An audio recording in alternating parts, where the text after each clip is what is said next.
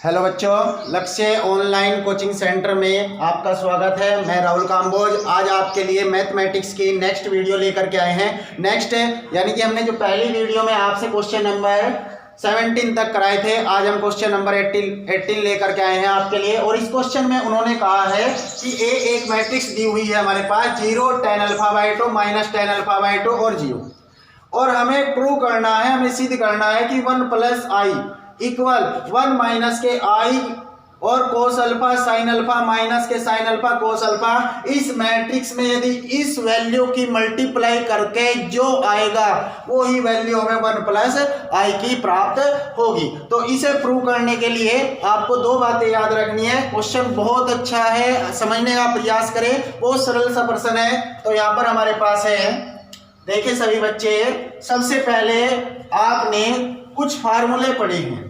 आपने 11वीं क्लास में फार्मूला पढ़ा है साइन अल्फा इजिकल टू, ये आपने फॉर्मूला पढ़ा है sine alpha is equal to 2 tan α/2 upon 1 + के tan स्क्वायर α/2।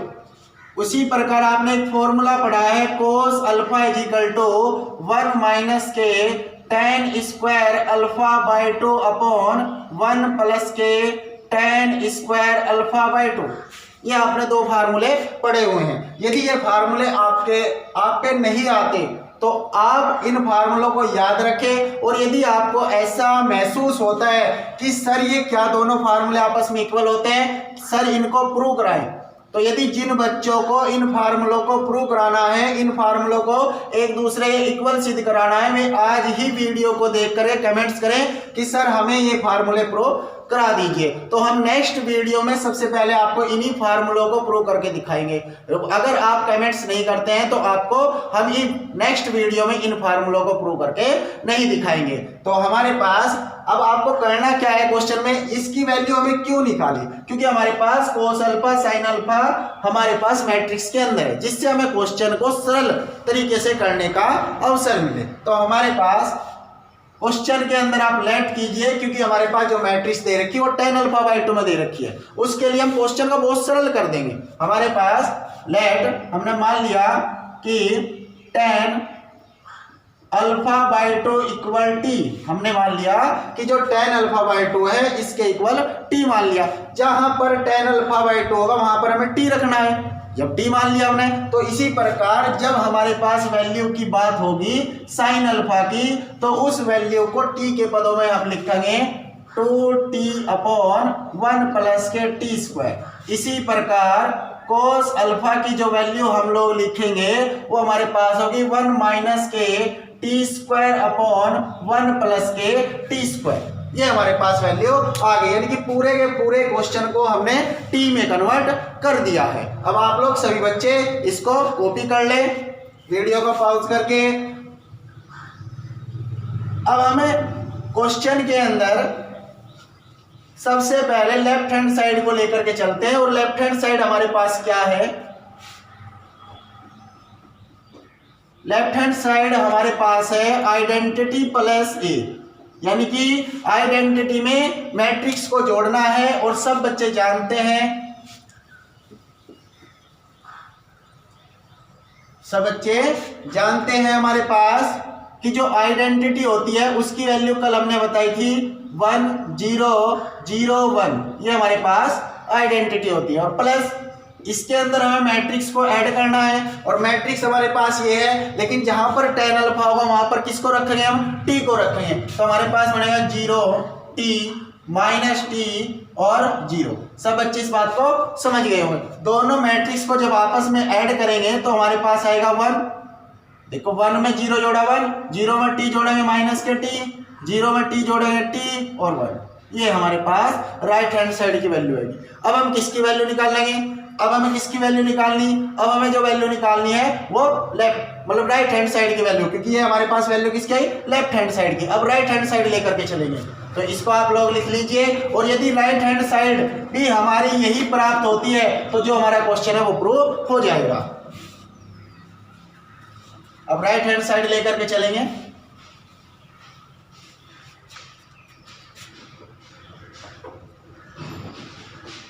और राइट हैंड साइड में हमारे पास है आइडेंटिटी माइनस मैट्रिक्स की मल्टीप्लाई कॉस अल्फा माइनस के साइन अल्फा कॉस अल्फा। और इन सब की वैल्यू हम लोग जानते हैं, इन सब की वैल्यू मतलब हमने कोस अल्फा की वैल्यू भी पता है, साइन अल्फा की वैल्यू भी पता है, इनकी वैल्यू हमें पता है। तो सबसे पहले ही हमारे पास राइट हैंड साइड है, राइट हैंड साइड में सबसे पहले आइडेंटिटी माइनस ए जो मैट्रिक्स है इसकी वैल्यू पहले निकाल लीजिए। और इसकी वैल्यू निकालने के लिए आइडेंटिटी को लिखेंगे 1 0 0 1, इसमें से माइनस करेंगे मैट्रिक्स को 0 t माइनस टी और 0, क्योंकि हमें अभी जो tan अल्फा बाई 2 है उसको t के इक्वल माना है, इसलिए मैंने इस मैट्रिक्स को t में रखा है। और जब इसको माइनस करेंगे तो हमें फाइनल जो मैट्रिक्स पड़ा 1 में से 0 गया 1, 0 में से t घटेगा, देखो ये माइनस तो प्लस के क्या आया t, 0 में से t को घटाएंगे तो माइनस के t, 1 में से 0 घटाएंगे तो 1। ये जो वैल्यू हमारे पास आई वो हमें किसकी वैल्यू मिली है, ये वैल्यू हमारे पास है आइडेंटिटी माइनस a की वैल्यू। अब हमें ये मान यहाँ पर रखना है, इसकी वैल्यू हमें t के पदों में रखनी है। तो जो नई मैट्रिक्स हमारे पास होगी उसकी मल्टीप्लाई से हमें क्या मिल जाएगी, राइट हैंड साइड मिल जाएगी, और वो right hand side left hand side के बराबर आ जाएगी। तो देखो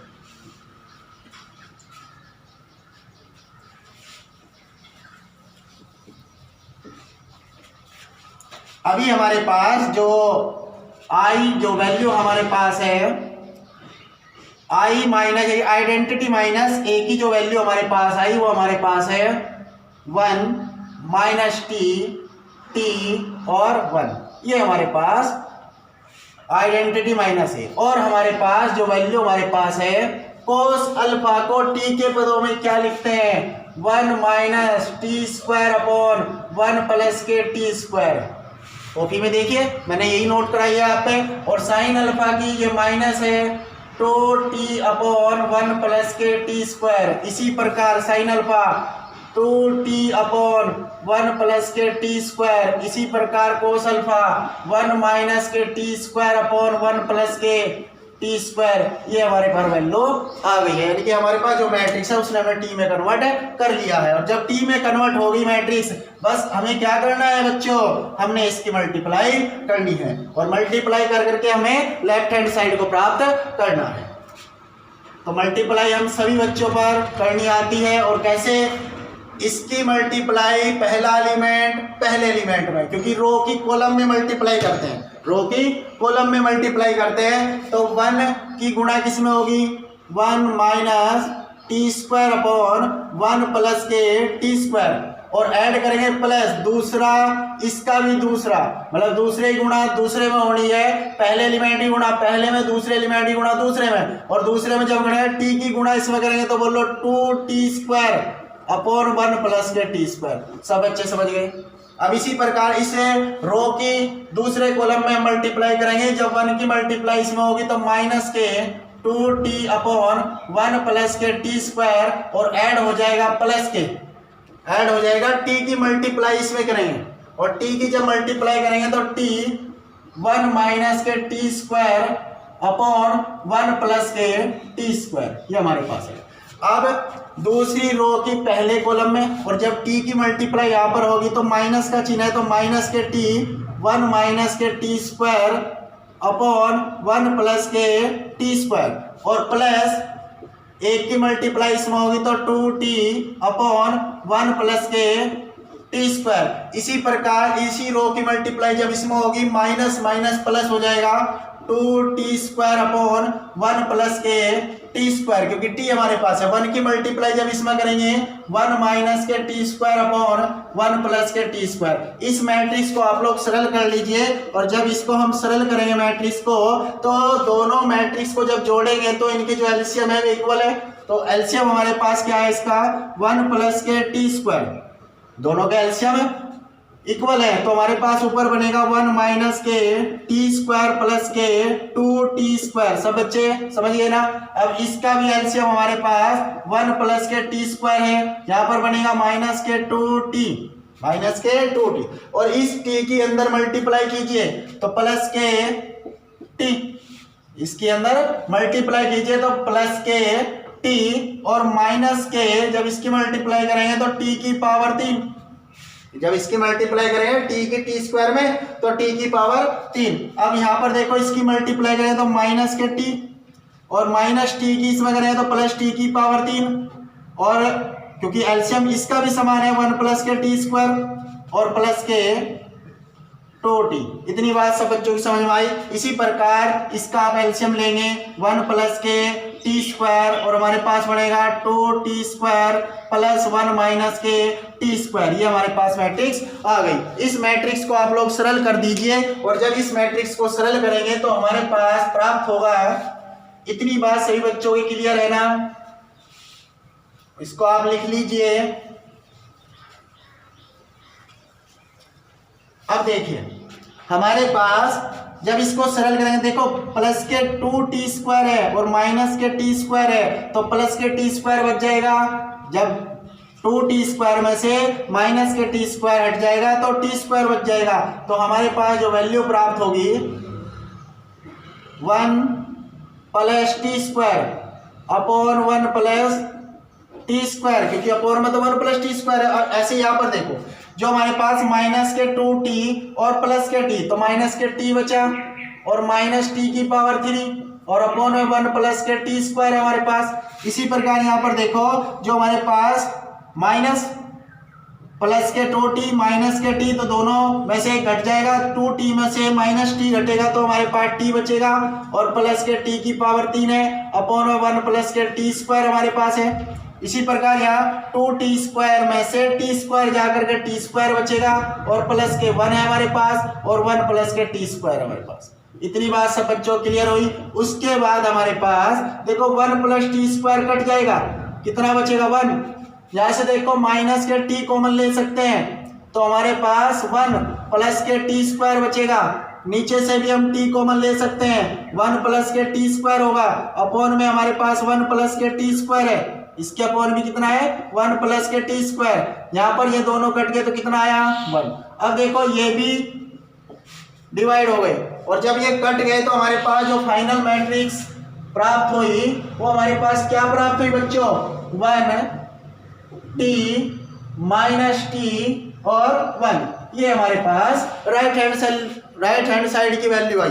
और जब ये वैल्यू हमने देखी तो हमें प्राप्त हुआ कि जो लेफ्ट हैंड साइड की वैल्यू थी वो इक्वल है किसके, राइट हैंड साइड के। ये दोनों क्या आएगी आपस में इक्वल आएगी, तो हमारा क्वेश्चन प्रूव हो गया। तो इस क्वेश्चन को आपको इस तरीके से करना है। अब आप नेक्स्ट क्वेश्चन देखें, बहुत अच्छा पर्सन है नेक्स्ट, इसको आप लिख लीजिए और हमारे साथ जुड़े रहें। हमारे चैनल को आप सब्सक्राइब करें, लाइक करें, और जिन बच्चों को मैथमेटिक्स के अंदर, फिजिक्स के अंदर या केमिस्ट्री के अंदर जो भी प्रॉब्लम हो वो हमसे शेयर करें, और आपकी प्रॉब्लम का संपूर्ण सॉल्यूशन हम यहाँ पर देने का प्रयास करते हैं। जो बच्चे हमसे प्रॉब्लम शेयर करते हैं उनकी प्रॉब्लम हम सॉल्व कर देते हैं, लेकिन जो बच्चे हमसे प्रॉब्लम को शेयर नहीं करते हैं और वो अपने मस्तिष्क में प्रॉब्लम को रखते हैं तो उनकी प्रॉब्लम को शेयर नहीं किया जा सकता, क्योंकि हम आपके मस्तिष्क को नहीं पढ़ सकते। अब आपको नेक्स्ट क्वेश्चन देखेंगे, क्वेश्चन नंबर 19।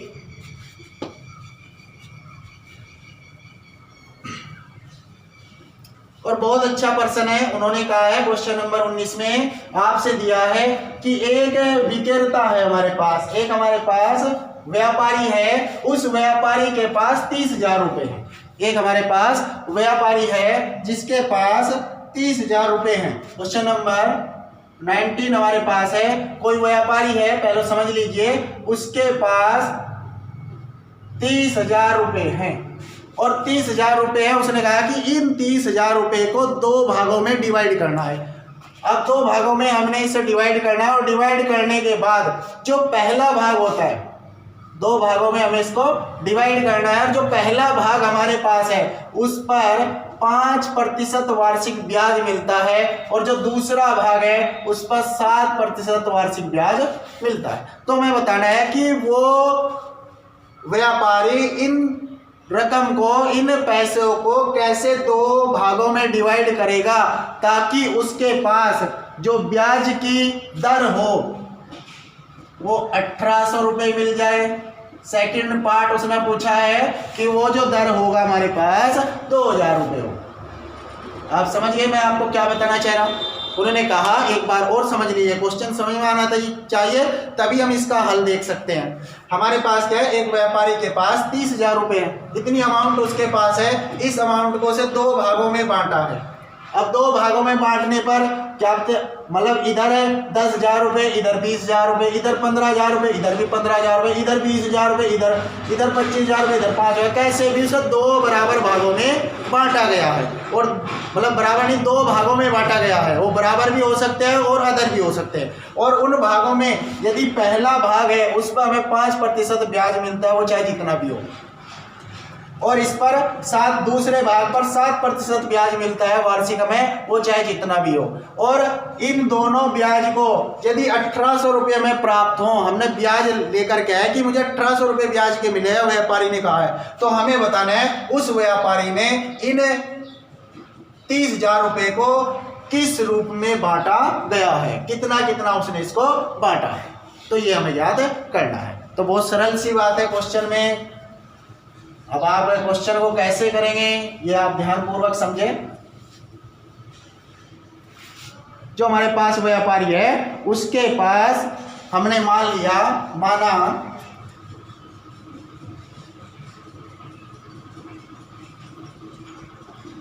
व्यापारी ने पहला भाग, हमने अपनी तरफ से मान लिया कि व्यापारी ने पहला भाग x, अब पहला भाग यानी कि उसकी जो x रुपए हैं, जो पहला भाग है वो कितना है, x रुपए, हमें नहीं पता कितना है, हमने मान लिया कि x रुपए है। और जो दूसरा भाग होगा उसका दूसरा भाग कितना होगा, टोटल 30,000 थे, x ही है ये, तो कितने बचे, 30,000 माइनस x रुपये, ये हमारे पास दूसरा भाग है। इस प्रकार से उसने डिवाइड किया है। और जब इस प्रकार से डिवाइड किया है तो हमारे पास जो अवयव, जो मैट्रिक्स इसकी प्राप्त होगी, a इक्वल व्यापारी ने जो पैसे हमारे पास रखे हैं वो x, पहले x भाग रखा, फिर 30,000 माइनस x, ये हमारे पास मैट्रिक्स प्राप्त होगी। अब उसने कहा कि जो पहला भाग है,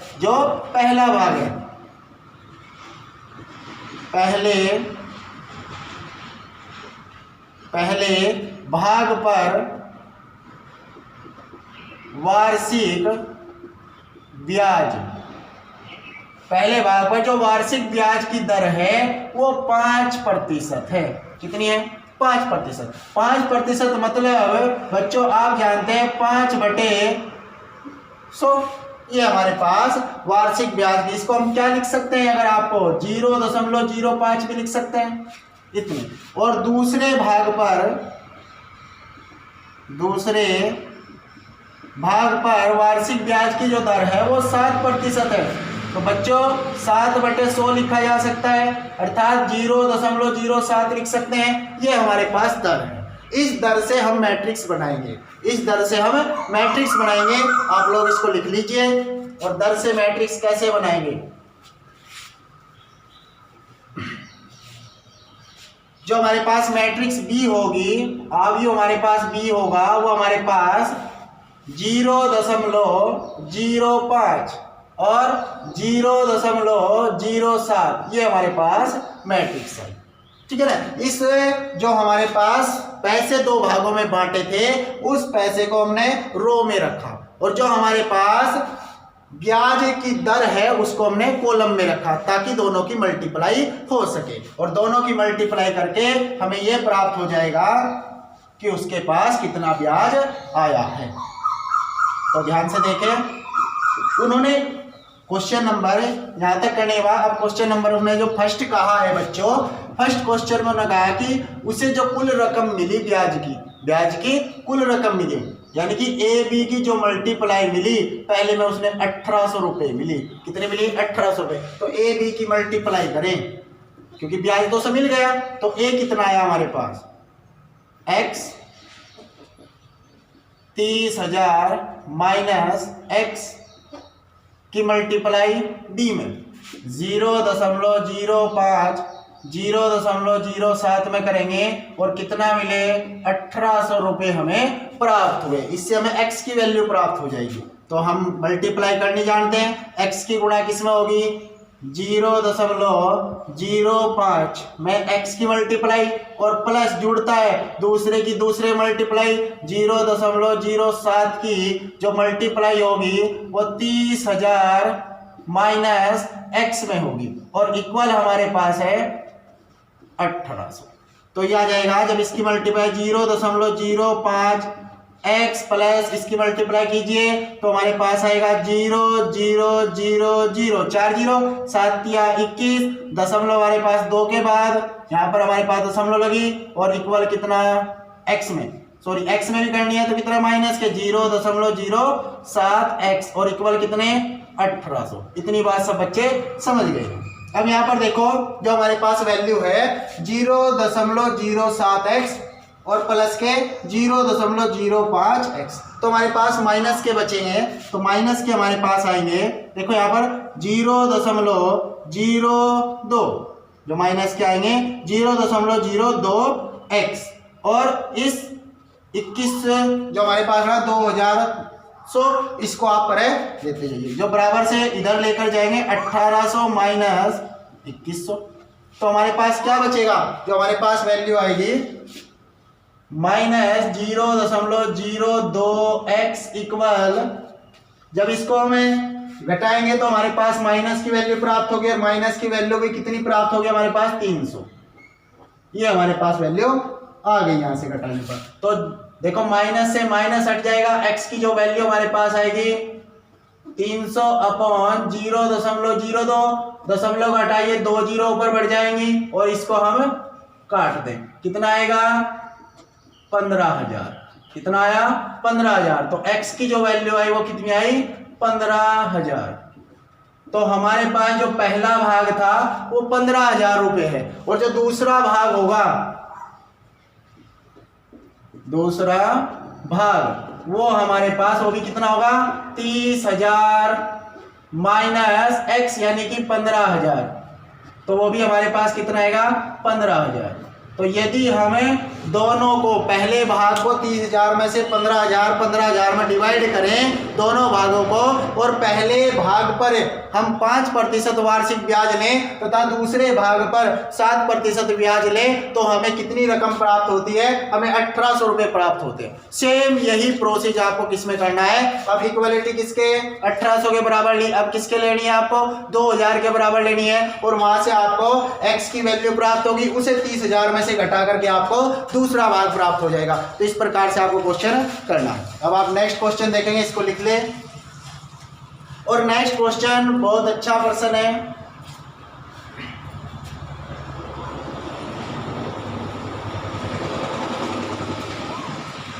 और इस एक्सरसाइज का लास्ट प्रश्न है। इस क्वेश्चन के अंदर हमारे पास 3 किताबें हैं।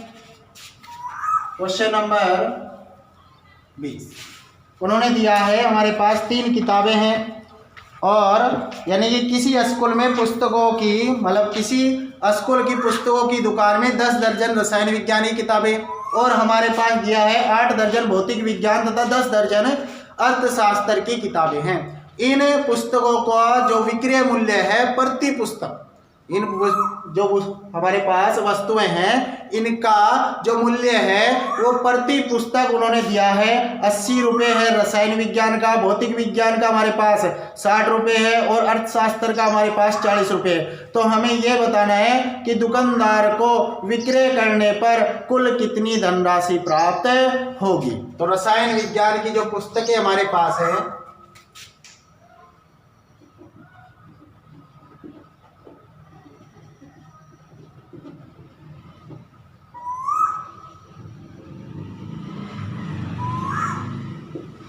वो हमारे पास है रसायन विज्ञान की जो पुस्तकें हैं वो 10 दर्जन है।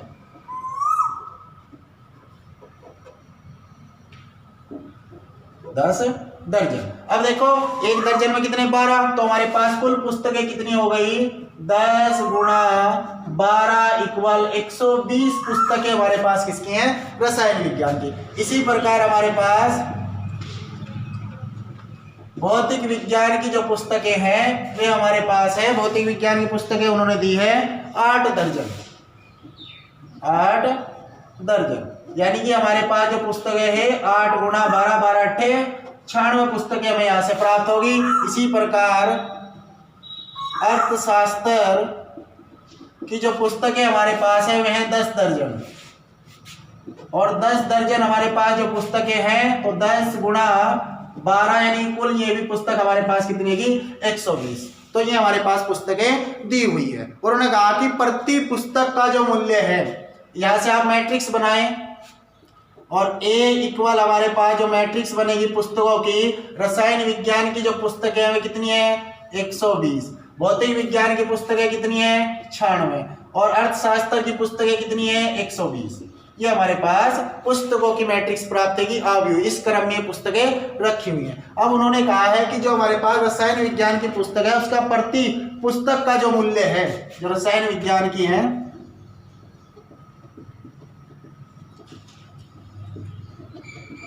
विज्ञान की पुस्तक का मूल्य वो हमारे पास दे रखा उन्होंने 80 रुपये। पुस्तक जो हमारे पास पुस्तक है उसका 80 रुपये और भौतिक विज्ञान की पुस्तक का मूल्य उन्होंने दिया 60 रुपये और इसी प्रकार अर्थशास्त्र की पुस्तक का जो मूल्य दे रखा वो 40 रुपये दे रखा। अब हमारे पास क्या है हमें मैट्रिक्स बनानी है तो जो हमारे पास मूल्य है उनकी मैट्रिक्स हमारे पास है 80 रुपये 60 रुपये 40 रुपये प्रति पुस्तक की हमारे पास ये जो मूल्य है वो उसकी मैट्रिक्स जो हमारे पास है वो B बराबर ये है। अब आपने देखा होगा देखो मैंने दोनों चीजों को आपको समझाने के लिए थोड़ी सी इसको आप लिख लीजिए।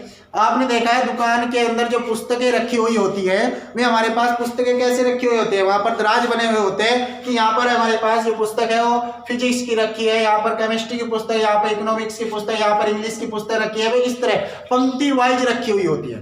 कैसे रखी होती है पंक्ति वाइज रखी हुई होती है। जो हमारे पास रकम हमारे पास होती है जो पैसे हमारे पास जिसका मूल्य उन्होंने दिया 80 रुपये 60 रुपये 40 रुपये इनको मैंने कॉलम वाइज रखा है। यानी कि जब आपसे पुस्तकें मिलती हैं तो क्या होता है आपको हमें रसायन विज्ञान की पुस्तक है और हमारे पास किसकी रसायन विज्ञान भौतिक विज्ञान अर्थशास्त्र जिसकी पुस्तकें हैं उनको एक दूसरे के ऊपर रख करके आपको दे दिया जाता है। तो आपकी जो हमारे पास रकम है जो पैसा है उसको हमने कॉलम में लिया है और जो हमारे पास पुस्तकें हैं उसको हमने पंक्ति में लिया है रो में लिया है। अब दोनों की मल्टीप्लाई करने से हमें पता चल जाएगा कि हमारे पास जो टोटल पुस्तकें हैं उनकी धनराशि हमें दुकानदार को कितनी देनी होगी। तो उसके लिए दोनों की मल्टीप्लाई कर दीजिए। इतनी बात सभी बच्चों की समझ में आ गई होगी। तो हमारे पास हो जाएगा कुल मूल्य पुस्तकों का कुल मूल्य हमारे पास होगा ए बी। तो ए मैट्रिक्स हमारे पास है 120 और 96 120 और बी मैट्रिक्स हमारे पास है 80 60 और 40। इन दोनों की मल्टीप्लाई करके हमें सभी पुस्तकों का मूल्य प्राप्त हो जाएगा। अब सबकी मल्टीप्लाई हम कर सकते हैं क्योंकि हमसे आती है। तो मल्टीप्लाई हमारे पास होगी सब बच्चे देखें 120 की मल्टीप्लाई इसमें लीजिए 12 8 96 तो हमारे पास क्या आ जाएगा 9600। अब इसकी मल्टीप्लाई आप इसमें कीजिए प्लस होगा क्योंकि दूसरा एलिमेंट दूसरे के साथ तो 0 6 6 36 और 6 9 54 और हमारे पास 3 हासिल लगे थे तो 5760। अब इसकी कीजिए 12 चौक 48 ये हमारे पास इसका मूल्य है। इन सबको ऐड कर दीजिए और ऐड करने पर हमारे पास बनेगा 0 6 और हमारे पास 8 और 7 15 15 और हमारे पास 6 21 उसके बाद 6 और 5 11 11 9, तो कुल जो मूल्य हमारे पास है जो हमें देना है वो 20,160 रुपये देने हैं। तो ये हमारे पास जो किताबें हमारे पास थी फिजिक्स केमिस्ट्री मैथ की, उसकी जो टोटल मूल्य, जो पुस्तकों का जो कुल पैसे हमें, जो रकम हमें दुकानदार को देनी है वो 20,160 रुपये देनी है। तो इस प्रकार आप लोगों की ये एक्सरसाइज थी। नेक्स्ट एक्सरसाइज लेकर के हम नेक्स्ट लेक्चर में आपके पास आएंगे और आपकी जो भी समस्याएं हैं उनको आप हमारे साथ शेयर कीजिए, जो क्वेश्चन आप पे नहीं आते हैं। धन्यवाद।